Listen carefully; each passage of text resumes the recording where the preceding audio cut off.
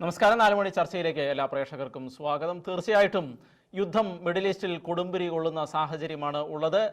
കൂടുതൽ ആക്രമണങ്ങളിലേക്ക് അമേരിക്കയും ഇസ്രായേലും ഇറാനും തിരിയുമോ എന്നുള്ള ആശങ്കയിലാണ് ലോകം. ട്രംപിന്റെ മുന്നറിയിപ്പ് അവസാനിക്കാൻ ഏതാനും മണിക്കൂറുകൾ മാത്രമാണ് ഇനി ബാക്കി. ഇറാന്റെ ഊർജ്ജ മേഖലകളെ ഇതുവരെയുള്ള ആക്രമണങ്ങളിൽ നിന്ന് അമേരിക്ക ഇസ്രായേലും ഒഴിവാക്കുന്ന സാഹചര്യമുണ്ടായിരുന്നു. ട്രംപ് കൃത്യമായ മുന്നറിയിപ്പ് ഇസ്രായേലിന് കൊടുത്തിരുന്നു, ഇറാന്റെ ഊർജ്ജ മേഖലകളിൽ ആക്രമണം നടത്തരുത് എന്ന്. കാരണം ഊർജ്ജ മേഖലകളിലേക്ക് ആക്രമണം നടത്തിയാൽ തിരിച്ച് ഇറാൻ മിഡിൽ ഈസ്റ്റിലുള്ള മറ്റ് രാജ്യങ്ങളുടെ മുകളിലേക്ക്, UAE അടക്കമുള്ള, ഖത്തർ അടക്കമുള്ള, സൗദി അടക്കമുള്ള മേഖലകളിലേക്ക്, കുവൈറ്റിന്റെ അടക്കമുള്ള മേഖലകളിലേക്ക് ആക്രമണങ്ങൾ ഇറാൻ നടത്തുമെന്നും, ഊർജ്ജ മേഖലകളിൽ തകർച്ചയുണ്ടായാൽ രാജ്യാന്തര വിപണിയിൽ അത് കാര്യമായ ചലനങ്ങൾ സൃഷ്ടിക്കും, ആഗോള സാമ്പത്തിക തകർച്ചയിലേക്ക് ഒരുപക്ഷെ പോകാനുള്ള സാഹചര്യം നിലനിൽക്കും. അങ്ങനെ വളരെ വലിയ, ഇപ്പോൾ തന്നെ നമുക്കറിയാം, ക്രൂഡ് ഓയിലിന്റെ വില കൂടിയതിന്റെ അടിസ്ഥാനത്തിൽ വിമാന കമ്പനികൾ വില കൂട്ടിയിരിക്കുന്നു. അതുപോലെ തന്നെ എണ്ണവില രാജ്യത്ത് എന്ന് ഉയരും എന്നുള്ള ആശങ്ക നിലനിൽക്കുന്നു. ഗ്യാസിന്റെ ലഭ്യത വളരെ കുറഞ്ഞിരിക്കുന്ന സാഹചര്യം ഉണ്ടാകുന്നു. വളരെ വലിയ പ്രതിസന്ധിയിലേക്ക് പോകാനുള്ള സാഹചര്യം നിലനിൽക്കുന്നു. അങ്ങനെയെല്ലാം ഇന്ത്യയിൽ മാത്രമല്ല ലോകമാസകലം ഈ പ്രശ്നങ്ങൾ ഉണ്ടാകാനുള്ള സാധ്യത നിലനിൽക്കുകയാണ്. ആ അവസരത്തിലാണ് ഏതാനും മണിക്കൂറുകൾക്കുള്ളിൽ ഇറാന്റെ ഊർജ്ജ മേഖലകളിലേക്ക് അമേരിക്കയും ഇസ്രായേലും ആക്രമണം നടത്തുമോ എന്ന് നമ്മൾക്ക് അറിയാനുള്ള സമയം ഏതാനും മണിക്കൂറുകൾ മാത്രമാണ് അവശേഷിക്കുന്നത്. ഈ അവസരത്തിലാണ് നമ്മൾ ഈ ചർച്ച നടത്തുന്നത്. നമ്മളോടൊപ്പം തീർച്ചയായിട്ടും നമുക്ക് സുപരിചിതരായ ഗസ്റ്റുകൾ തന്നെയാണ് നമ്മളോടൊപ്പം ഈ ചർച്ചയിൽ പങ്കെടുക്കാൻ എത്തിയിരിക്കുന്നത്. ജർമ്മനിയിൽ നിന്നും ജോസ് കുമ്പളവേലിൽ മാധ്യമപ്രവർത്തകൻ, അദ്ദേഹം എത്തിയിട്ടുണ്ട്. ഡോക്ടർ അഭിലാഷ് ജി രമേശ് വിദേശകാര്യ വിദഗ്ധനാണ്, അദ്ദേഹവും നമ്മളോടൊപ്പം ഈ ചർച്ചയിൽ പങ്കുചേരുന്നുണ്ട്. ആദ്യം ശ്രീ ജോസ് കുമ്പളവേലിൽ, അങ്ങ് എങ്ങനെയാണ് ഈ വിലയിരുത്താൻ കഴിയുക? ആക്രമണം നടത്താനുള്ള സാധ്യതയുണ്ടോ? നടത്തിയാൽ എങ്ങനെയിരിക്കും അത്? ട്രംപിന്റെ നിലപാടെന്ന് പറയുന്നത് ഇപ്പൊ 48 മണിക്കൂർ അൾട്ടിമേറ്റം, അതിലേക്ക് അടുക്കാനായിട്ട് റോബിൻ പറഞ്ഞ പോലെ മണിക്കൂറുകൾ മാത്രമേ ഉള്ളൂ. പക്ഷേ ട്രംപിന്റെ ഏറ്റവും ഒടുവിലത്തെ ഈ ഒരു കൺസെപ്റ്റ്, അല്ലെങ്കിൽ അദ്ദേഹത്തിന്റെ ഒരു ലക്ഷ്യം എന്ന് പറയുന്നത് പരമാവധി സമ്മർദ്ദമാണ് ഇപ്പം അദ്ദേഹം ശ്രമിക്കുന്നത്. അത് കൂടുതൽ ഇറാന് തകർച്ച ഉണ്ടാക്കാതിരിക്കാനുള്ള ഒരു വശമാണോ എന്ന് ചോദിച്ചാൽ ഒരുപക്ഷെ അതായിരിക്കാം. പേടിപ്പിച്ച് കാര്യങ്ങൾ നേടുക എന്നുള്ളതാണ് ഇപ്പോഴത്തെ ട്രംപിന്റെ നിലപാടെന്നാണ് എനിക്ക് തോന്നുന്നത്. രണ്ടാമത്, ഇപ്പോൾ ഇറാന്റെ പരമോന്നത നേതാവായിട്ട് തെരഞ്ഞെടുത്തിരിക്കുന്ന മുസ്താഖ് ഖമേനി കോമയിൽ കിടക്കുകയാണ്. അപ്പോൾ അവിടെ ഒരു നേതൃത്വമില്ല, ഒരു കമാൻഡിങ് പവർ കൊടുക്കാൻ ഒരാളില്ല. അപ്പോൾ അവിടുത്തെ റവല്യൂഷണറി പട്ടാളമാണ് ഇപ്പോൾ ബാക്കി കാര്യങ്ങളെല്ലാം കൈകാര്യം ചെയ്യുന്നത്. അതുകൊണ്ടാണല്ലോ ഇപ്പോൾ 2 അല്ലെങ്കിൽ 3 അമേരിക്കൻ ഫൈറ്റ് പോർ വിമാനങ്ങൾ തകർത്തത് അവരാണെന്ന് അവകാശപ്പെടുന്നുണ്ടെങ്കിലും അമേരിക്ക അത് പൂർണ്ണമായിട്ടും സ്ഥിരീകരിച്ചിട്ടില്ല. എങ്കിൽ പോലും കഴിഞ്ഞ 2 എണ്ണം തകർത്തതിന്റെ പേരിൽ 2 പൈലറ്റുമാര് സ്വയം രക്ഷപ്പെട്ടു. അതിന് ഇവര് മാക്സിമം ട്രൈ ചെയ്ത് അവർക്ക് ഇവരുടേതായിട്ടുള്ള ഇറാന്റെ ഭാഗത്തു നിന്നുള്ള ഒരു പൊടി പോലും ഇല്ലാതെ തന്നെ അവരെ രക്ഷപ്പെടുത്തി. ഇതെല്ലാം തന്നെ ഒരു നേതാവില്ലാത്തതിന്റെ ഒരു പോരാഴികയായിട്ടാണ് ഇവിടെ മാധ്യമങ്ങൾ ചെറുതായിട്ടെങ്കിലും സൂചിപ്പിച്ചിരിക്കുന്നത്. അപ്പോൾ ഈ പരമാവധി സമ്മർദ്ദം വരുമ്പോൾ തന്നെ കൂടുതൽ ഉപരോധങ്ങൾക്ക് ഇറാനെ പാട്ടിലാക്കുക എന്നുള്ള ഒരു തന്ത്രം കൂടി ചിലപ്പോൾ ഉണ്ടായേക്കാം. ഇപ്പൊ ഹോർമൂസ് കടലിടുക്ക് മറ്റുള്ളവർക്ക്, ലോക രാജ്യങ്ങൾക്ക് വേണ്ടി മാത്രം ഞാൻ ഒരുമ്പെട്ട് തുറക്കുക എന്ന് പറയുമ്പോൾ പക്ഷെ അതിന് സൈഡ് ചെയ്യാൻ ഒരുപക്ഷെ ആളുകൾ അല്ലെ രാജ്യങ്ങൾ കുറവായിരിക്കും. അതുകൊണ്ടാണ് പറയുന്നത്, നിങ്ങൾക്ക് ആർക്കൊക്കെയാണോ ഇത് വേണ്ടത് നിങ്ങൾ പോയി തുറക്കുക, ഞാൻ എൻ്റെ അമേരിക്കയുടെ എല്ലാവിധ സപ്പോർട്ടും അതിന് തരാം എന്ന് പറയുമ്പോൾ തന്നെ 2 കാര്യങ്ങൾ അവിടെ ലക്ഷ്യമാക്കുന്നുണ്ട്. പിന്നെ ഒടുവിൽ കാര്യം നടത്തുകയും ചെയ്യാം, അതോടൊപ്പം ഞങ്ങൾക്ക് ഞങ്ങളുടേതായിട്ടുള്ള ഒരു അധികാരം ഉപയോഗിച്ചത് മറ്റുള്ള രാജ്യങ്ങളെ പ്രേരിപ്പിച്ച് ഇതിലേക്ക് വരാം എന്നുള്ള ഒരു ചിന്താഗതിയും ട്രംപിന് ഇപ്പോൾ കാണുന്നുണ്ട്. അപ്പം ഈ 48 മണിക്കൂറിന് ശേഷം കഴിയുമ്പോൾ എന്തുണ്ടാകും എന്ന് ചോദിച്ചു കഴിഞ്ഞാൽ അമേരിക്ക അതിൻ്റെ വേറൊരു മുഖം കൂടെ തുറന്നേ മതിയാകൂ. കാരണം ഇനിയിപ്പോൾ ഒരു അണുവിട പിറകോട്ട് പോകാൻ അമേരിക്കയ്ക്കോ ട്രംപിനോ അല്ലെങ്കിൽ ഇസ്രായേലിന്റെ ആ ഒരു ഭാഗത്ത് നിന്നോ ഉണ്ടാകില്ല. ഉണ്ടായാൽ അമേരിക്ക ഒരു വീഴ്ച തന്നെയാകും, അമേരിക്കയ്ക്ക് ഉണ്ടാകുന്ന ഒരു വലിയ വീഴ്ചയാകും. ആ വീഴ്ച ചിലപ്പോൾ എഴുന്നേൽക്കാൻ വയ്യാത്ത ഒരു അവസ്ഥയിലേക്ക് മാറാൻ ചാൻസ് ഉണ്ട്. അതുകൊണ്ട് ഈ 48 മണിക്കൂർ ഇന്ന് ചൊവ്വാഴ്ചയാണ്. ചൊവ്വാഴ്ച വൈകുന്നേരമല്ല, രാത്രി എനിക്ക് തോന്നുന്നത് 9 മണിയോടുകൂടി, അത് അമേരിക്കയുടെ 9 മണിയോടുകൂടി അത് അവിടെ എന്തെങ്കിലും സംഭവിക്കും എന്നുള്ളത് ഉറപ്പായിട്ട് തന്നെ പറയേണ്ടിയിരിക്കുന്നു. പക്ഷേ ആ സമ്മർദ്ദം ആ 9 മണിക്ക് മുൻപ് ഏത് തരത്തിലാണ് ഇറാൻ എടുക്കുക എന്നുള്ളത് നമ്മൾ കാത്തിരുന്ന് കാണേണ്ടിയിരിക്കുന്നു. കാരണം ഇറാൻ വെച്ചിട്ടുള്ള 10 കടുത്ത ഉപാധികൾ അമേരിക്ക ഒന്നും തന്നെ വകവെച്ചിട്ടില്ല. അത് സ്വീകരിക്കാത്ത പക്ഷം ഞങ്ങൾ ഇതിനെ തയ്യാറല്ല എന്നും അവർ വ്യക്തമാക്കി കഴിഞ്ഞപ്പോൾ അടിക്ക് തിരിച്ചടി തന്നെയാണ് ഇനിയും കാണേണ്ടിയിരിക്കുന്നത്. ഡോക്ടർ അഭിലാഷ് ജി രമേശ്, തീർച്ചയായിട്ടും ഈ യുദ്ധം ഒരു പക്ഷേ മിഡിൽ ഈസ്റ്റിൽ ലക്ഷക്കണക്കിന് ഇന്ത്യക്കാർ അവിടെ ജോലി ചെയ്യുന്ന സാഹചര്യമുണ്ട്. യുദ്ധം ട്രംപ് പറഞ്ഞ നടന്നാൽ ഇറാന്റെ ഊർജ്ജ മേഖലകളിൽ നടത്തിയാൽ തീർച്ചയായിട്ടും മിഡിൽ ഈസ്റ്റിലുള്ള പല ഊർജ്ജ മേഖലകളുടെ മുകളിലേക്കും ആക്രമണം ഇങ്ങനെ ഒരു സാഹചര്യം നിലനിൽക്കുന്നുണ്ട്. കാരണം മിഡിൽ ഈസ്റ്റിലേക്ക് തീർച്ചയായിട്ടും അവിടെ ജോലി ചെയ്യുന്ന ഇന്ത്യക്കാരെ അത് ബാധിക്കാറുണ്ട്. സീരിയസ് ആണ് ഈ പ്രശ്നം എന്നാണ് തോന്നുന്നത്. ഇത് ഇനി അങ്ങോട്ടുള്ള ആക്രമണം ട്രംപ് പറഞ്ഞതുപോലെ നടന്നാൽ എത്രത്തോളം സീരിയസ് ആകാനുള്ള സാധ്യതയാണ് നിലനിൽക്കുന്നത്? ഈ പറഞ്ഞ ചോദ്യത്തോട് കൂട്ടി വായിക്കേണ്ട എന്ന ഒരു കാര്യമാണ്. കാരണം നമ്മളിത് പറയുന്ന സമയത്ത് തന്നെ യു എയിലേക്ക് ഏകദേശം എത്രയോ വളരെ വലിയ രീതിയിൽ തന്നെ ബാലിസ്റ്റിക് മിസൈലുകൾ ഇറാൻ ഡിപ്ലോയ് ചെയ്യുകയുണ്ടായി. അതെല്ലാം തന്നെ യു എ വളരെ വളരെ മികച്ച രീതിയിൽ അതിനെ കൗണ്ടർ ചെയ്യുകയും അതോടൊപ്പം തന്നെ യു എ ഉൾപ്പെടെയുള്ള രാജ്യങ്ങൾ ഇറാനെതിരെ ഇനിയുള്ള ദിവസങ്ങളിൽ കൂടുതൽ ശക്തിയായിട്ട് പ്രതികരിക്കുന്നുള്ള രീതിയിൽ തന്നെയുള്ള ഒരു ലക്ഷണമാണ് കാണുന്നത്. അതോടൊപ്പം നമ്മൾ നോക്കേണ്ട ഒരു കാര്യം, ഇപ്പം പ്രസിഡന്റ് ട്രംപ് നാളെ ഇതുവരെ പറഞ്ഞ ഒരു ദിവസത്തിനുള്ളിൽ തീരും, 3 ദിവസത്തിനുള്ളിൽ. പക്ഷേ ഇറാൻ ഒരു സ്റ്റബോൺ എനിമിയായിട്ട് നിൽക്കുന്നിടത്തോളം ട്രംപിന്റെ ഈ പറയുന്ന ഒരു എന്താ പറയാ, അദ്ദേഹത്തിന്റെ റെസല്യൂട്ട് ആയിട്ടുള്ള ഒരു ക്യാരക്ടർ, അല്ലെങ്കിൽ US ആർമിയുടെ ഒരു റെസല്യൂട്ട് ആയിട്ടുള്ള ക്യാരക്ടറിലേക്ക് കൂടി യുദ്ധം കടന്നുകൊണ്ടിരിക്കുകയാണ്. അതായത് ഊർജ ഫെസിലിറ്റികളെ അല്ലെങ്കിൽ എനർജി ഫെസിലിറ്റികളെ ആക്രമിച്ചുകൊണ്ടായിരിക്കില്ല, പകരം എനർജി ഫെസിലിറ്റികൾക്ക് ചുറ്റുമുള്ള IRGC പ്രൊട്ടക്ടിംഗ് മെഷേഴ്സിനെ ആക്രമിച്ചുകൊണ്ടായിരിക്കും ട്രംപിന്റെ അല്ലെങ്കിൽ അമേരിക്കയുടെ ഒരു കൗണ്ടർ മെഷർ ഉണ്ടാവുക. അതുപോലെ തന്നെ ന്യൂക്ലിയർ ഒരു ലീക്ക് ഔട്ട്, അങ്ങനെ എന്തെങ്കിലും ഒരു വലിയ ദുരന്ത സാഹചര്യം ഉണ്ടാവാൻ ഒരു സാധ്യത ഇപ്പോൾ കാണുന്നില്ല. കാരണം എന്താണെന്ന് വെച്ച് കഴിഞ്ഞാൽ ഒരു എക്സിസ്റ്റിംഗ് സിസ്റ്റത്തെ ഞാൻ അങ്ങിലേക്ക് ഒന്ന് തിരിച്ചു വരാം. ശ്രീ ജോസ് കുമ്പളവേലിൽ, തീർച്ചയായിട്ടും അദ്ദേഹം സൂചിപ്പിക്കുകയുണ്ടായി ഇപ്പോൾ IRGCയുടെ ഈ ഊർജ്ജ മേഖലകളുടെ ചുറ്റുമുള്ള മേഖലകളിലേക്കായിരിക്കും ആക്രമണം നടത്തുക എന്നുള്ളൊരു കാര്യം അദ്ദേഹം ഇപ്പോൾ സൂചിപ്പിക്കുകയുണ്ടായി.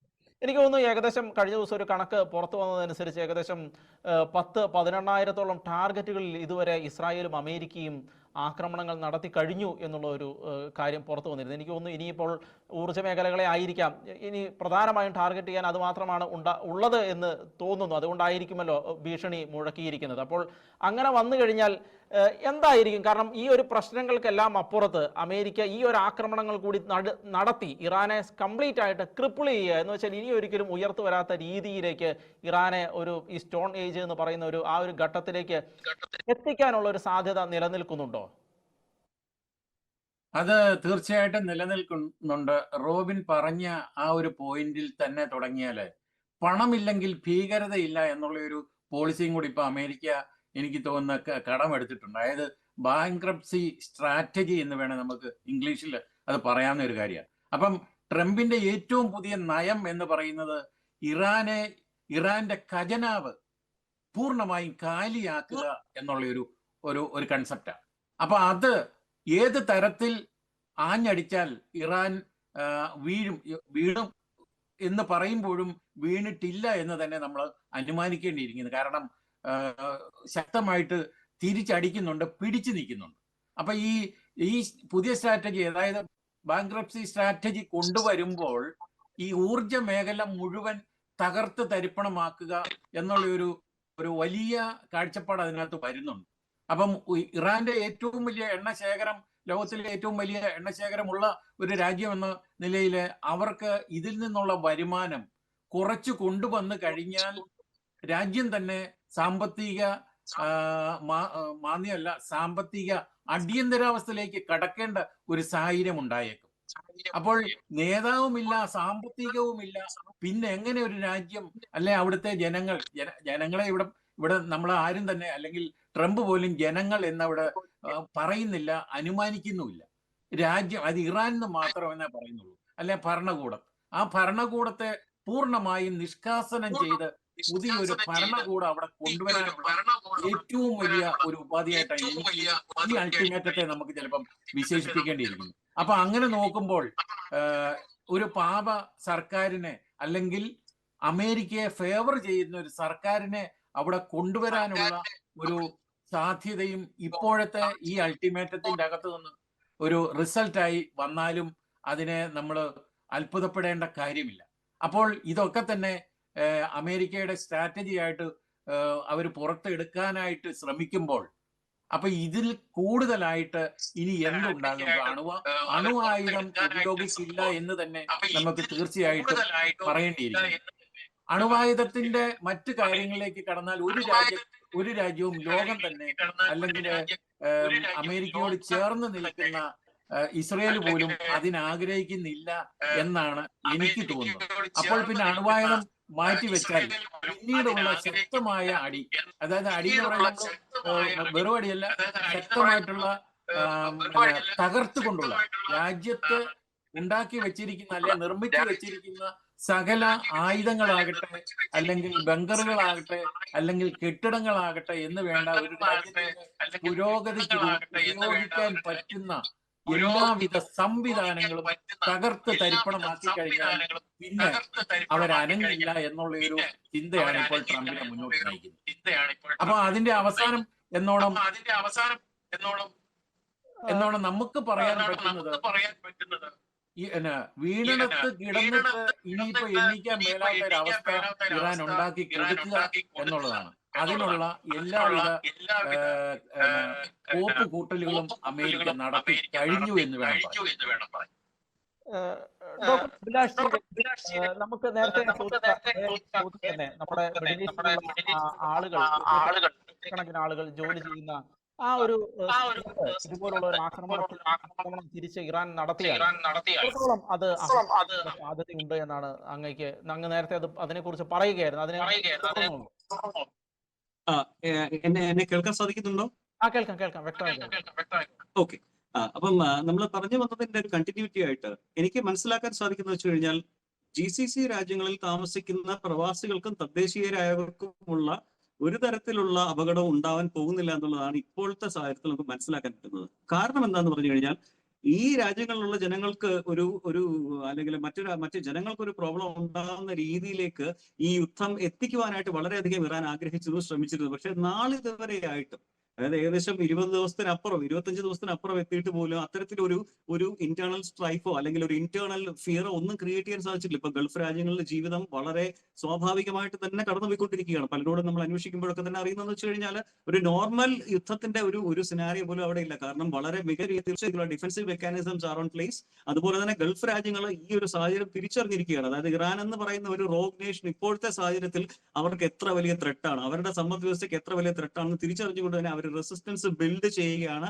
അതിലേക്ക് അവര് ഇസ്രായേലുമായിട്ടും ഇറാനുമായി USA വളരെ വ്യക്തമായ രീതിയിലുള്ള സെക്യൂരിറ്റി അറേഞ്ച്മെന്റുകൾ നടത്തിയിട്ടുമുണ്ട് എന്ന് നമുക്ക് അനുമാനിക്കാൻ കഴിയുന്നതാണ്. സോ അപ്പം രാജ്യങ്ങൾക്കുള്ളിലേക്ക് കടന്നു, അല്ലെങ്കിൽ ഇപ്പൊ ഇന്ത്യക്കാരുൾപ്പെടെ, നമുക്കിപ്പോ ഇന്ത്യയുടെ കാര്യം പറയുകയാണെങ്കിൽ, ഇന്ത്യൻ പ്രവാസികൾ ഇപ്പോൾ ഏത് രാജ്യത്തായാലും അവർ വളരെ സുരക്ഷിതരായ ഒരു സാഹചര്യമാണല്ലോ. കാരണം മറ്റു കാലങ്ങളിലെ പോലെ അല്ല, ഇപ്പോൾ ഇന്ത്യക്കാർക്ക് ഒരു പ്രശ്നം ഉണ്ടായിക്കഴിഞ്ഞാൽ ഇന്ത്യക്കാരെ മാത്രമല്ല പാകിസ്ഥാൻകാരെ ഉൾപ്പെടെ പോലും കൊണ്ടുവന്ന് രക്ഷിക്കുന്ന രീതിയിലുള്ള നയതന്ത്ര സംവിധാനത്തിന്റെ വിജയങ്ങൾ നമ്മൾ പലതവണ കണ്ടു കഴിഞ്ഞു. അപ്പോൾ അങ്ങനെയുള്ള കാര്യങ്ങളെ പറ്റിയിട്ടുള്ള ആശങ്കകൾ അസ്ഥാനത്താണെന്ന് തന്നെ പറയേണ്ടി വരും. അതോടൊപ്പം എനിക്ക് സൂചിപ്പിക്കാനുള്ള ഒരു കാര്യം, നമ്മൾ ആദ്യം പറഞ്ഞതെന്ന് വെച്ചാൽ, ഇപ്പം അമേരിക്കയുടെ വളരെ വർഷങ്ങളായിട്ടുള്ള ഒരു പോളിസി ആയിരുന്നു മാനേജ്ഡ് ആയിട്ടുള്ള സ്റ്റെബിലിറ്റി. അതായത് ഒരു സർക്കാരിനെ മാറ്റിക്കാൻ കഴിഞ്ഞാൽ പുതിയൊരു സിസ്റ്റം നമ്മൾ കൊണ്ടുവന്ന് മാനേജ് ചെയ്യും. പക്ഷേ ഇറാന്റെ കാര്യത്തിൽ ഇപ്പോൾ സ്വീകരിക്കുന്നത് വെച്ച് കഴിഞ്ഞാൽ, നിലവിലെ ഭരണകൂടത്തെ പരിപൂർണമായിട്ട് ഡിസ്മാൻഡിൽ ചെയ്തതിന് ശേഷം ഒരു പുതിയ സിസ്റ്റത്തെ ഇംപ്ലാന്റ് ചെയ്യാവുന്ന രീതിയിലേക്ക് അവർ മാറിക്കഴിഞ്ഞു. ഇപ്പോൾ അത് കഴിഞ്ഞ ഒരു വൈറ്റ് ഹൗസ് ന്യൂസ് കോൺഫറൻസിൽ പ്രസിഡന്റ് ട്രംപ് അത് വ്യക്തമാക്കി കഴിഞ്ഞതുമാണ്. പിന്നെ വേറൊരു കാര്യം എന്ന് വെച്ചാൽ, ഇപ്പൊ നമ്മൾ വിചാരിക്കുന്നത് പോലെ ഉള്ള ഒരു പഴയ അമേരിക്കൻ സിസ്റ്റം അല്ല. ഇപ്പൊ പലരും പറയുന്നുണ്ടായിരുന്നു 1979 അല്ലെങ്കിൽ 2009 ഉള്ള പോലെയുള്ള ഹ്യൂമിലിയേഷൻസ് നേരിടുന്നത്. പക്ഷേ അത്തരത്തിലുള്ള ഒരു ഹ്യൂമിലിയേഷനും നേരിടാൻ പോകുന്നില്ല എന്ന് മാത്രമല്ല, നമ്മൾ ഇപ്പോൾ അവിടെ കാണുന്നത് വളരെയധികം ഡിസ്മാൻഡിൽഡ് ആയ ഒരു ഇറാൻ ഭരണകൂടത്തെയാണ്. അതിന്റെ അവസാന ശ്രമങ്ങളാണ് ഇപ്പോൾ ഈ നടന്നുകൊണ്ടിരിക്കുന്നത്. കാരണം 2, 3, 4 മണിക്കൂർ കഴിഞ്ഞാൽ ഉണ്ടാകാൻ പോകുന്നത് എന്താണെന്ന് വളരെ വ്യക്തമായി അറിഞ്ഞതിന് ശേഷമുള്ള പാനിക്കിലേക്ക് നിൽക്കുകയാണ്. So I can safely say that IRGC leadership അതിന്റെ ഏറ്റവും വലിയ തകർച്ചയിലേക്കാണ് ഇനി പോകാൻ പോകുന്നത്. കാരണം ട്രംപിനെ പറ്റി നമ്മൾ പറയുന്ന സമയത്ത് ഒരു കാര്യം ആലോചിക്കേണ്ടതുണ്ട്. കാരണം ട്രംപിനെ പറ്റി വളരെ അധികം വിമർശനങ്ങളൊക്കെ വരുന്നുണ്ട്. പക്ഷെ അദ്ദേഹത്തിന്റെ ഒരു രീതി എന്ന് പറഞ്ഞാൽ ഈ പ്രഷറൈസ് ചെയ്യുന്നതിനകത്ത് വെനസ്വേലയിൽ സംഭവിച്ചത് എന്താണ്, അല്ലെങ്കിൽ ഇപ്പം ഇറാനിൽ സംഭവിച്ചുകൊണ്ടിരിക്കുന്നതൊക്കെ നോക്കുകയാണെന്നുണ്ടെങ്കിൽ ഹൈ പ്രഷർ കൊടുക്കുക, വളരെ ശക്തമായ രാഷ്ട്രീയ ജിയോ പൊളിറ്റിക്കൽ സമ്മർദ്ദം കൊടുത്ത് ഒന്നുകിൽ ഇന്റേണൽ ഇംപ്ലോഷൻ ഉണ്ടാവുക, അല്ലെങ്കിൽ ഒരു ഫോഴ്സ്ഡ് ആയിട്ടുള്ള ഒരു ചേഞ്ച് സംഭവിപ്പിക്കുക. ഈ ഒരു കാര്യത്തിലേക്ക് തന്നെയാണ് ഇറാനും പോയിക്കൊണ്ടിരിക്കുന്നത്. കാരണം ഇവിടെയുള്ള ഒരുപാട് ഇറാൻ അനുകൂലികളൊക്കെ ഉണ്ടെങ്കിലും അവരുടെയൊക്കെ സ്വപ്നങ്ങൾക്ക് വിരുദ്ധമായിട്ട് ഈ യുദ്ധത്തിലെ വ്യക്തമായ ഒരു നയം മാറ്റവും ഒരു ഭരണമാറ്റവും ഉണ്ടാവാൻ പോവുകയാണ്. അതിന്റെ പിവറ്റൽ മൂവ്മെന്റ് ആണ് ഇപ്പോൾ ഈ ഒരു അടുത്ത ഒരു കുറച്ച് ലോകം കാണാൻ പോകുന്നത് തന്നെ നമുക്ക് അനുമാനിക്കേണ്ടി വരും. അതുപോലെ തന്നെ എനിക്ക് തോന്നുന്നു അങ്ങ് മറ്റൊരു ചോദ്യം കൂടി ഉള്ളത്, ഈ റഷ്യയും ചൈനയും എങ്ങനെ ഇറാനെ തകർക്കുന്ന ഒരു രീതിയിലേക്ക് പോയാൽ റഷ്യയും ചൈനയും എങ്ങനെ ഇറാനെ തകർക്കുന്ന ഒരു രീതിയിലേക്ക് പോയാൽ റഷ്യ ഇമ്പാക്ട് എത്രത്തോളം ആയിരിക്കുമെന്നാണ് നമുക്ക് ഇവിടെയും നമ്മൾ ഓർക്കേണ്ട കാര്യം, റഷ്യക്കും ചൈനയ്ക്കും ഇപ്പോഴത്തെ സാഹചര്യത്തിൽ പോലും ഇത്രയും ദിവസമായിട്ട് എന്തുകൊണ്ട് റഷ്യയോ ചൈനയോ ഡയറക്റ്റ് ആയിട്ട് ഇതിലേക്ക് വന്നിട്ടില്ല? അതേസമയം തന്നെ ഇപ്പം ടെക്നോളജി സപ്പോർട്ട് കൊടുക്കുന്നത് പോലും കുറയ്ക്കുകയാണ്. ഇപ്പൊ അമേരിക്കയുടെ 2 F-15 പോലുള്ള വിമാനങ്ങൾ വെടിവെച്ചിടുന്ന ഒരു സാഹചര്യം ഉണ്ടായതിന് പിറകിൽ ഹൈ ടെക്നോളജി ട്രാൻസ്ഫർ ഉണ്ടായിരുന്നു പറയുന്നത്. പക്ഷെ അതിനുശേഷം എന്താണെന്ന് വെച്ചാൽ സാറ്റലൈറ്റ് ഇമേജസ് പോലും ലഭ്യമല്ല. സോ അപ്പം അത്തരം സാധ്യതകളെ പോലും വ്യക്തമായിട്ട് അടച്ചുകൊണ്ടാണ് അമേരിക്കയുടെ മുന്നേറ്റം ഇപ്പോൾ നടന്നുകൊണ്ടിരിക്കുന്നത്. അതോടൊപ്പം റഷ്യക്കും ചൈനയ്ക്കും നേരിട്ട് ഇടപെടാൻ പറ്റാത്ത കാര്യം വെച്ചാൽ അവരുടെ രണ്ടുപേരുടെയും സാമ്പത്തിക സ്ഥിതി ഒരു യുദ്ധത്തിലേക്കുള്ള ഡയറക്റ്റ് എൻട്രിക്ക് അഭിലഷണീയമല്ല എന്ന് തന്നെ പറയേണ്ടി വരും. കാരണം അവർക്ക് രണ്ടുപേർക്കും അവരുടേതായിട്ടുള്ള ഒരുപാട് പ്രോബ്ലംസ് കൂടെ പോവുകയാണ്. ഇപ്പോ ചൈനയിലാണെങ്കിലും നമ്മൾ നോക്കുക, ചൈന ഈ പറയുന്നത് പോലെ ഒരു ആഗോള സാമ്പത്തിക ശക്തിയായിരിക്കാം, പക്ഷെ ഒരു ആഗോള സൈനിക ശക്തിയല്ല. അതുകൊണ്ട് തന്നെ അത്തരത്തിലൊരു രാജ്യത്തിന് ചൈനയ്ക്ക് ഇപ്പോൾ ഇറാന് വേണ്ടി ചില കമ്മിറ്റ്മെന്റ്സ് കൊടുക്കുകയോ ചില പേപ്പർ പ്രസ്താവനകൾ കൊടുക്കുകയോ എന്നതിനപ്പുറത്തേക്ക് ഒരു യഥാർത്ഥ മിലിറ്ററി ഇന്റർവെൻഷൻ അല്ലെങ്കിൽ ഒരു സപ്ലൈ ഇന്റർവെൻഷൻ പോലും നടത്തുവാൻ അവർക്ക് സാധിക്കാത്ത ഒരു സാഹചര്യമാണ് നിലവിലുള്ളത്. പിന്നെ റഷ്യയുടെ കാര്യം നമുക്ക് വളരെ കൃത്യമായിട്ട് അറിയാം. കാരണം റഷ്യയും യുക്രൈനും തമ്മിലുള്ള ഈ യുദ്ധം തുടങ്ങിയിട്ട് വർഷങ്ങളായിരിക്കുകയാണ്. ഇവിടെ ഡിസിസീവ് ആയിട്ടുള്ള ഒരു മൊമെന്റം ഗെയിൻ ചെയ്യാൻ പറ്റാതെ ഒരു എന്താ പറയുക, ഒരു സ്റ്റാറ്റസ് കോ മെയിൻറ്റെയിൻ ചെയ്ത് രണ്ട് രാജ്യങ്ങളും പോയിക്കൊണ്ടിരിക്കുന്ന വളരെ ഗൗരവമായ ഒരു സാഹചര്യമാണുള്ളത്. സോ റഷ്യയും ചൈനയും ഡയറക്റ്റ് ആയിട്ട് ഒരു കാരണവശാലും ഇടപെടില്ല. പക്ഷെ അവർ അമേരിക്കയെ UN സെക്യൂരിറ്റി കൗൺസിലിൽ ഈ പ്രമേയങ്ങൾ നിരന്തരം ഉന്നയിച്ചുകൊണ്ടും ഇന്റർനാഷണൽ പ്രഷർ വഴി അമേരിക്കയുടെ ആക്രമണത്തിന്റെ ഇന്റൻസിറ്റി കുറയ്ക്കാൻ ശ്രമിച്ചേക്കാം. പക്ഷെ ഒന്ന് വളരെ വ്യക്തമായി പറയാം, ഇപ്പോൾ ഡൊണാൾഡ് ട്രംപ് എടുത്തിരിക്കുന്ന നയം ഇറാൻ ഭരണകൂടത്തെ കംപ്ലീറ്റ് ആയിട്ട് അല്ലെങ്കിൽ പരിപൂർണമായിട്ട് ഇല്ലാതാക്കിയ പുതിയ ഒരു സെക്യുലർ പോളിറ്റിയിൽ കൂടിയുള്ള ഒരു പഴയ മതേതര സംവിധാനത്തിലേക്കുള്ള ഒരു തിരിച്ചുപോക്കാണ് അവിടെ ആഗ്രഹിക്കുന്നത്. അപ്പൊ അതിലേക്ക് സാധ്യമായിട്ടുള്ള നടപടികളെല്ലാം സ്വീകരിച്ചുകൊണ്ടിരിക്കുകയാണ്. ലോകത്തിന് വേറൊന്നും ചെയ്യാൻ കഴിയില്ല, വിറ്റ്നസ് ചെയ്യാന്നുള്ളത് മാത്രമേ ഉള്ളൂ എന്നാണ് ഇപ്പൊ എനിക്ക് മനസ്സിലാക്കാൻ സാധിക്കുന്നത്. ശ്രീ ജോസ് കുമ്പളവേലിൽ അങ്ങേക്ക്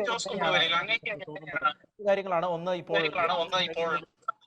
ഡോക്ടർ അഭിലാഷ് ജി രമേശ് കാര്യത്തോട് അനുബന്ധമായിട്ട് അങ്ങേക്ക് എന്താണ് പറയാനുള്ളത്? രണ്ടാമത്തെ ഒരു കാര്യം, എനർജി ഇൻഫ്രാസ്ട്രക്ചറുകളിൽ മേൽ സാമ്പത്തിക സ്ഥിതി ബാധിക്കാനുള്ള സാഹചര്യം അങ്ങേക്ക് തോന്നുന്നു? ഇക്കാര്യത്തിൽ ഇറാൻ അമേരിക്കൻ യുദ്ധത്തില് യൂറോപ്പിനെ സംബന്ധിച്ചല്ല ജർമ്മനിയെ സംബന്ധിച്ച് ഒരു വലിയ സാമ്പത്തിക ആഘാതം ഉണ്ടായിരിക്കുകയാണ്. അതിന്റെ ഏറ്റവും വലിയ ഉദാഹരണം എന്ന് പറയുന്നത് എനർജി ക്രൈസിസ്. ഇപ്പം ഇവിടെ കഴിഞ്ഞ ദിവസം ജർമ്മനി തന്നെ ഒരു എനർജി പോളിസി ഗവൺമെന്റ് എത്രയും പെട്ടെന്ന് നടപ്പിലാക്കി എന്ന് പറയുന്നത് ഏപ്രിൽ 1 തൊട്ട് നടപ്പിലാക്കി. അതായത് ഒരു ദിവസത്തിൽ ഒരിക്കൽ മാത്രം, അതായത് ഉച്ചയ്ക്ക് 12 മണിക്ക് മാത്രമേ ഇവിടുത്തെ പെട്രോൾ 14,000-ലധികം പെട്രോൾ പമ്പുകളിൽ വില കൂട്ടുകയോ കുറയ്ക്കുകയോ ചെയ്യാൻ പറ്റുള്ളൂ. കുറയ്ക്കാം, എപ്പം വേണേലും കുറയ്ക്കാം. പക്ഷെ ഒറ്റ ദിവസം മറ്റ് മിനിറ്റ് അനുസരിച്ച് കൂട്ടിക്കൊണ്ടിരുന്ന ഈ 14,000 വരുന്ന പെട്രോൾ ബങ്കുകൾക്ക് ഏറ്റവും വലിയ മൂക്ക് കയറിട്ടിരിക്കുകയാണ് ഗവൺമെന്റിന്റെ ഈ പോളിസിയിലൂടെ. അതിന് 5 ലക്ഷം യൂറോ വരെ പിഴ ഇട്ടിരിക്കുന്ന ഒരു സംഭവം കൂടിയാണ്. അപ്പോൾ പിന്നെ ഈ നിയമത്തെ, അതായത് ഉച്ചയ്ക്ക് കറക്റ്റ് 12 മണിയാകുമ്പോൾ ഇവരുടെ എല്ലാം ബോർഡിൽ ഇതിന്റെ പെട്രോളിന്റെ എല്ലാം ഡീസലിന്റെ വില പരസ്യപ്പെടുത്തുകയാണ്. നേരത്തെ പരസ്യപ്പെടുത്തിയിട്ടുണ്ടെങ്കിൽ പോലും അത് ഉയർച്ചയിലേക്കാണ് പോകുന്നത്. ഇപ്പം ഇന്ന് ഞാൻ പുറത്ത് പോയിട്ട് തിരിച്ചു വന്നപ്പോൾ ഞാൻ ഇന്ന് പെട്രോൾ അടിച്ചു. ഞാൻ അങ്ങോട്ട് പോയപ്പോൾ 2.19 ഞാൻ തിരിച്ചു വന്നപ്പോൾ അതിൽ നിന്ന് 2.14 കുറഞ്ഞു. ആ 14 കുറച്ചത് 14ലേക്ക് വന്നത് അന്നേരം 10 മണിയായി. 12 മണി ആകുമ്പോഴത്തേക്ക് ഇനി 2 മണിക്കൂറൊക്കെ ഇനിയിപ്പം കഴിഞ്ഞു. അതിന്റെ ആ സമയം, ഇവിടുത്തെ സമയം കഴിഞ്ഞു. 12 കഴിഞ്ഞതുകൊണ്ട് ഇപ്പോഴത്തെ വില എനിക്ക് നെറ്റിൽ നോക്കിയാലേ അറിയത്തുള്ളൂ. അപ്പം അങ്ങനെ ഒരു സംഭവം വരെ ഈ യുദ്ധത്തിന്റെ വെളിച്ചത്തിൽ ഉണ്ടായപ്പോൾ ഇവിടുത്തെ രാജ്യങ്ങളൊക്കെ തന്നെ ഊർജ പ്രതിസന്ധിയിലേക്ക് അടുത്തുകൊണ്ടിരിക്കുകയാണെന്ന് പറഞ്ഞാൽ അത് തെറ്റാവില്ല. അതുപോലെ തന്നെ ഇപ്പോൾ ഇവര് വെയിറ്റ് ആൻഡ് സി, അതായത് യൂറോപ്പ് ഇപ്പോൾ വെയിറ്റ് ആൻഡ് സി, അല്ലെ നാറ്റോ വെയിറ്റ് ആൻഡ് സി എന്ന് തന്നെയാണ് അവരിയ്ക്കുന്നത്. കാരണം ഞങ്ങൾക്കിതിൽ പങ്കില്ല, ഞങ്ങൾക്ക് ഇതിനെ ഒന്നും ചെയ്യാനില്ല, ഇത് നിങ്ങളുടെ മാത്രം, നിങ്ങൾ തമ്മിൽ തുടങ്ങി വെച്ചതാണ്, അത് നിങ്ങൾ തീർത്തോ എന്നുള്ള ഒരു ചിന്താഗതി ഇവിടെ മൊത്തത്തിൽ വന്നു കഴിഞ്ഞു. പക്ഷേ പുറത്ത് നോക്കിക്കഴിഞ്ഞാൽ എല്ലാം ശാന്തമാണ്. ആളുകൾക്കുള്ളിൽ പേടിയാണ്. കാരണം നാളത്തെ വില എന്താണ്, ഭക്ഷ്യസാധനങ്ങളുടെ വില എന്താണ്, അതുപോലെ തന്നെ ജീവിത ചെലവ് എന്താണ്, ഇതെല്ലാം ഈ ഒരു പ്രശ്നത്തിന്റെ പേരിൽ കൂടിക്കൊണ്ടേയിരിക്കുക.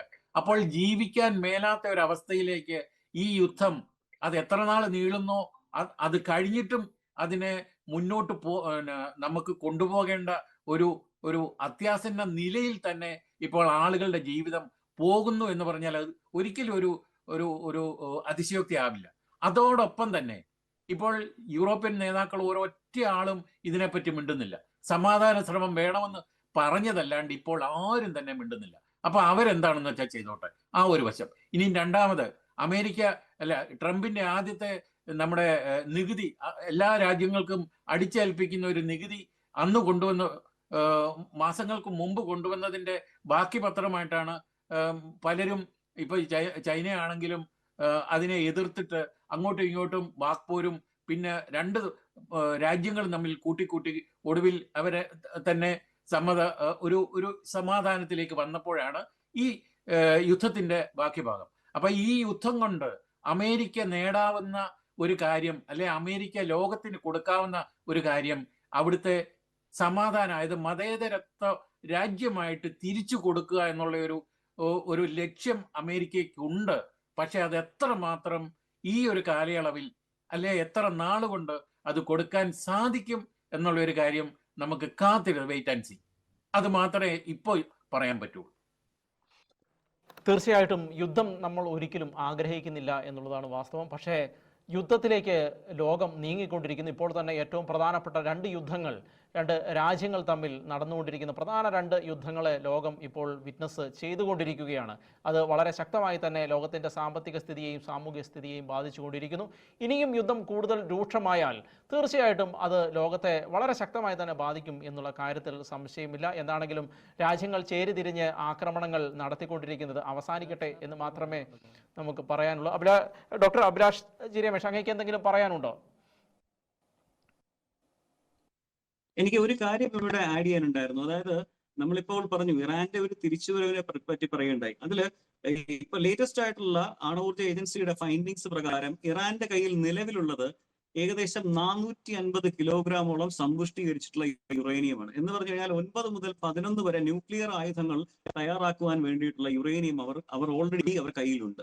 സോ ഇപ്പൊ ഇതിന്റെ ഒരു സെക്യൂരിറ്റി ഇംപ്ലിക്കേഷൻ എന്ന് പറഞ്ഞാൽ നമ്മൾ വിചാരിക്കുന്നതിനകത്താണ്. കാരണം ഗൾഫ് രാജ്യങ്ങൾ മാത്രമല്ല, ഒരു പ്രദേശത്തിന്റെ അല്ലെങ്കിൽ ഒരു പ്രദേശം തന്നെ ഇല്ലാതായി പോകുന്ന രീതിയിലുള്ള ഒരു ആയുധ ശേഖരം ഇറാന്റെ കയ്യിൽ നിൽക്കുകയാണ്. അതുകൊണ്ട് തന്നെ ഈ യുദ്ധത്തിന് ഏറ്റവും കൃത്യവും ഏറ്റവും വ്യക്തവുമായിട്ടുള്ള ഒരു പരിണാമം അല്ലെങ്കിൽ ഒരു അവസാനം ഉണ്ടാവേണ്ടത് ഈ പറയുന്ന യുറേനിയം അല്ലെങ്കിൽ യുറേനിയം പൊസഷൻ അവരുടെ കയ്യിൽ നിന്ന് മാറ്റിയതിനു ശേഷം അവിടെ ഒരു മതേതര സംവിധാനം ഉണ്ടാവുക എന്നുള്ളത് മാത്രമായിരിക്കും. കാരണം ലോങ് ടേമിൽ പോലും അത് തന്നെ. കാരണം ഇവർ ആഗ്രഹിക്കുന്നത് നോർത്ത് കൊറിയയെ പോലെ ഒരു തവണ ഇത് പ്രോസസ് ചെയ്ത് ബോംബ്സ് ബിൽഡ് ചെയ്ത് കഴിഞ്ഞാൽ പിന്നീട് നമുക്ക് ചർച്ചകൾക്ക് മാത്രമേ സാധിക്കുകയുള്ളൂ. അപ്പം ആ ഒരു അവസ്ഥ എത്തുന്നതിന് മുമ്പ് ഇത് ഒഴിവാക്കുക എന്നുള്ളതായിരിക്കണം ഏറ്റവും കരണീയമായിട്ടുള്ള കാര്യം. തീർച്ചയായിട്ടും അമേരിക്ക അത് തന്നെയാണ് ആവർത്തിച്ച് പറഞ്ഞുകൊണ്ടിരിക്കുന്നത്. ഇറാന്റെ കയ്യിലുള്ള ന്യൂക്ലിയർ എൻട്രി ചെയ്ത ന്യൂക്ലിയർ ഫെസിലിറ്റികൾ അടക്കമുള്ള കാര്യങ്ങൾ എല്ലാം അവിടെ നിന്ന് എടുത്തു മാറ്റണം. അതുമല്ലെങ്കിൽ അമേരിക്കയെ അടക്കമുള്ള രാജ്യങ്ങളെ അത് തീർച്ചയായിട്ടും അത് ഇൻസ്പെക്ട് ചെയ്യാൻ അനുവദിക്കുക. ഇറാനെ ഒരു തരത്തിലും ഒരു ആണവ ആയുധം ഉണ്ടാക്കുന്ന രാജ്യമായി മാറാൻ അമേരിക്ക അനുവദിക്കുന്നില്ല എന്ന് തന്നെയാണ് അമേരിക്ക വ്യക്തമായി പറയുന്നത്. അതിനുവേണ്ടി തന്നെയാണ് ഈ യുദ്ധം എന്ന് അമേരിക്ക വ്യക്തമായി പറയുകയും ചെയ്തു. പക്ഷേ ഇറാൻ ഇപ്പോഴും അതിനോട് മറുതലിച്ച് നിൽക്കുന്ന കാഴ്ചകളാണ്. എന്താണെങ്കിലും ലോകം ഒരു സമാധാനത്തിലേക്ക് വരട്ടെ എന്ന് മാത്രമാണ് നമുക്ക് ആശംസിക്കാനുള്ളത്. നമ്മളോടൊപ്പം ചർച്ചയിൽ പങ്കുചേർന്നത് ജർമ്മനിയിലുള്ള മാധ്യമപ്രവർത്തകൻ ശ്രീ ജോസ് കുമ്പളവേലിൽ, അതുപോലെ തന്നെ ഡോക്ടർ അഭിലാഷ് ജി രമേശ്, വിദേശകാര്യ വിദഗ്ധൻ. ഇവർ രണ്ടുപേരുമാണ് നമ്മളോടൊപ്പം ചർച്ചയിൽ പങ്കുചേർന്നത്. വളരെ നന്ദി ഞങ്ങളോടൊപ്പം ഈ ചർച്ചയിൽ പങ്കുചേർന്നതിന്. 4 മണി ചർച്ച അവസാനിക്കുകയാണ്. എല്ലാ പ്രേക്ഷകർക്കും നന്ദി.